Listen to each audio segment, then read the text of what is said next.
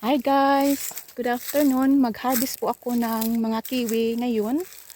Konti lang ang haharbison ko. Siguro mga 2 bucket. So mayroon akong bucket or baldi.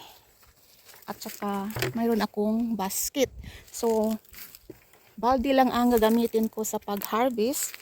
So dito ako mag-harvest sa guys. Doon. Kasi malaki doon. Tingnan natin dito guys. Mayroong malaki dito guys. At napaka baba lang nila. Very low. So doon tayo. Ang baba dito guys oh. Ayan oh. Malaki sila guys. Ang variety po ito guys is Dexter. Malaki oh. Ito yun ang shape niya guys oh. Oblong. Dexter na variety po ito siya guys. Kini outside. Ayan. So mag-harvest tayo dito. So hindi namin ito harbison na at once. Mag-harvest lang po kami ng konti para sa market namin. Yan, daming bunga dito sa baba guys. Napakalo lang ito. Mababa talaga ang kasi yung vine nila malapit na sa nasa lupa na. So marami ditong bunga. Buti hindi ito kinain lahat. Hindi inubos sa mga ibon. Kasi nilagyan namin ng bird netting.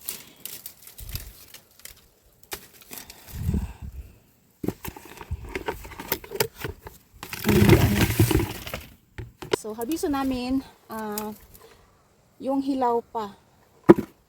And then pahinugin mo lang yan na 1 linggo. Maghinog na yan. June na month of June maghinog na ito guys. Ayan oh.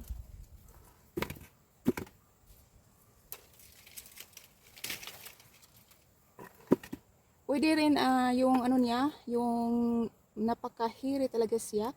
Pwede mo yan tanggalin, pero too much effort talaga. So diretso na lang namin yan, i-bag namin, ibenta. Sa supermarket, malinis na talaga yan. Wala na ang mga hairy. Mura lang ito yung binta namin guys. Ano lang ito? $7 a kilo. So bagging namin kasi pag i-display mo yan sa isang tray, yung mga customer, pipiliin nila yung malaki lang at saka iwan nyo yung maliit. Yan. Pero sa supermarket talaga. So uniform size sa supermarket. Pero sa growers market ka o farmers market,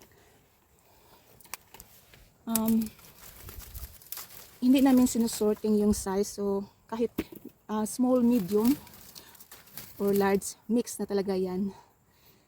Yan, yun ang style namin.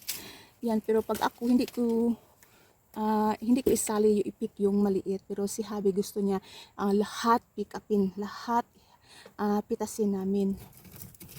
Iba naman ang klase sa supermarket, gusto nila yung uniform size. Gusto nila yung pareho talaga, lahat pareho, uniform size ang mga prutas. Pero sa amin hindi.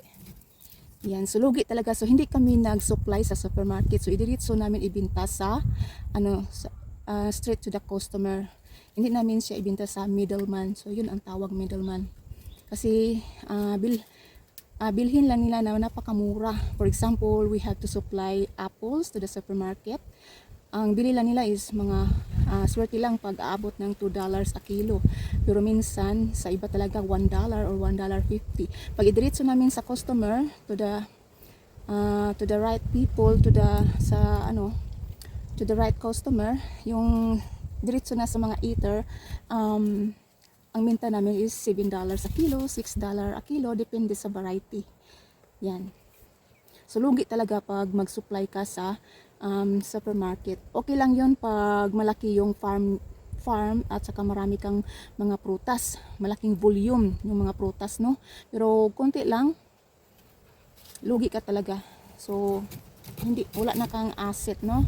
Sa effort mo lang sa pag-harvest, pag-aalaga sa mga ano, sa mga prutas sa fruit trees.